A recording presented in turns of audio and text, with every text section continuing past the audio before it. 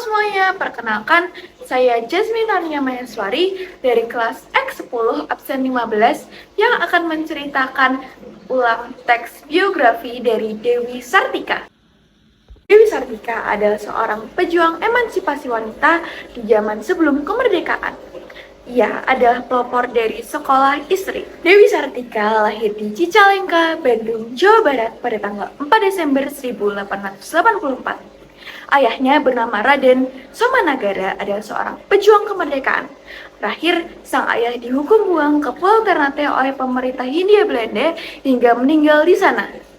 Ibunya bernama Nyi Raden Ayu Raja Permas. Meski melanggar adat saat itu, orang tua Dewi Sartika bersikukuh menyekolahkannya ke sekolah Belanda. Sepeninggal ayahnya, Dewi Sartika dirawat oleh pamannya yang berkedudukan sebagai pati di Cicalengka.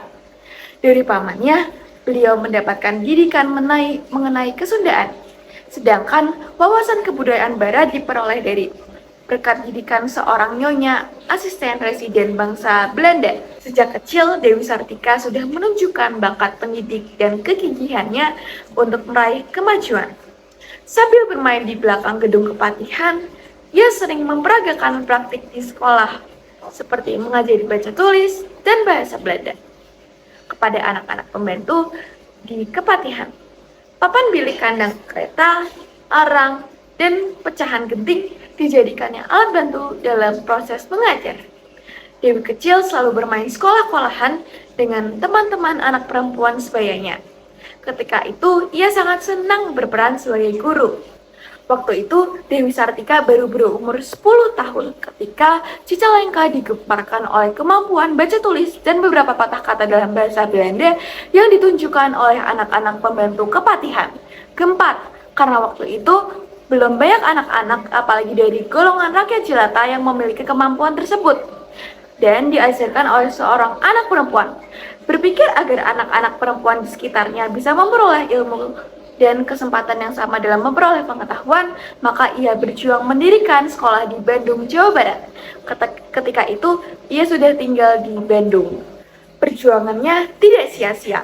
Dengan bantuan RAA Mantanegara, kakeknya Denden Hammer yang menjabat sebagai inspektur kantor pengajaran ketika itu, maka pada tahun 1904, Dewi Sartika berhasil mendirikan sebuah sekolah yang dinamainya Sekolah Istri. Sekolah tersebut hanya mempunyai 2 kelas sehingga tidak cukup untuk menampung semua aktivitas sekolah. Maka untuk ruangan belajar, ia harus meminjam sebagian ruangan kepatihan Bandung. Awalnya, murid-murid hanya 20 orang. Murid-murid wanita itu diajari berhitung, membaca, menulis, menjahit, merenda, menyulam, dan pelajaran agama. Sekolah istri terus mendapatkan perhatian positif dari masyarakat. Murid-murid bertambah banyak. Bahkan ruangan kepatihan Bandung yang dipinjam sebelumnya juga tidak cukup lagi menampung murid-murid. Untuk mengatasinya, sekolah istri pun kemudian dipindahkan ke tempat yang lebih luas. Seiring perjalanan waktu, 6 tahun sejak didirikan, pada tahun 1910, nama sekolah istri sedikit diperbarui menjadi Sekolah Keutamaan Istri. Perubahan bukan cuma pada nama saja, tapi mata pelajaran juga bertambah. Ia berusaha keras mendidik anak-anak gadis agar kelak bisa menjadi ibu rumah tangga yang baik, bisa berdiri sendiri, luwes, dan terampil. Maka untuk itu, pelajaran yang berhubungan dengan pembinaan rumah tangga banyak diberikannya. Untuk menutupi biaya operasional sekolah, ia membanting tulang mencari dana. Semua jerih payahnya itu tidak dirasakannya jadi beban, tapi berganti menjadi kepuasan batin karena telah berhasil mendidik kaumnya. Pada tahun 1906, Dewi Sartika menikah dengan Raden Kanduruan Aga Suryawinata, seseorang yang memiliki visi dan cita-cita yang sama. Guru di sekolah Karang Pamulang yang pada waktu itu merupakan sekolah latihan guru. Salah satu yang menambah semangatnya ada dorongan dari berbagai pihak, terutama dari Raden Kanduruan Aga Suryawinata, yaitu suaminya, yang telah banyak membantu mewujudkan perjuangannya baik tenaga maupun pemikiran. Semangat ini menyeberang ke Bukit Tinggi. di mana sekolah keutamaan Isri ini didirikan oleh Enci Ramasaleh. Seluruh wilayah Pasundan lengkap memiliki sekolah keutamaan Isri di tiap kota kabupatennya. Pada tahun 1920 ditambah beberapa yang berdiri di kota Kawedanaan. Bulan September 1929, Dewi Sartika mengadakan peringatan pendirian sekolahnya yang telah berumur 25 tahun. Sekolah ini kemudian berganti nama menjadi Sekolah Raden Dewi. Atas jasanya dalam bidang ini, Dewi Sartika dianugerahi bintang jasa oleh pemerintah Hindia Belanda. Dewi Sartika meninggal pada tanggal 11 September 1947 di Tasikmalaya dan dimakamkan dengan suatu upacara pemakaman sederhana di Pemakaman Cikagadon, Desa Rahayu, Kecamatan Cineam. 3 tahun kemudian dimakamkan kembali di Kompleks Pemakaman Bupati Bandung di Jalan Karanganyar, Bandung.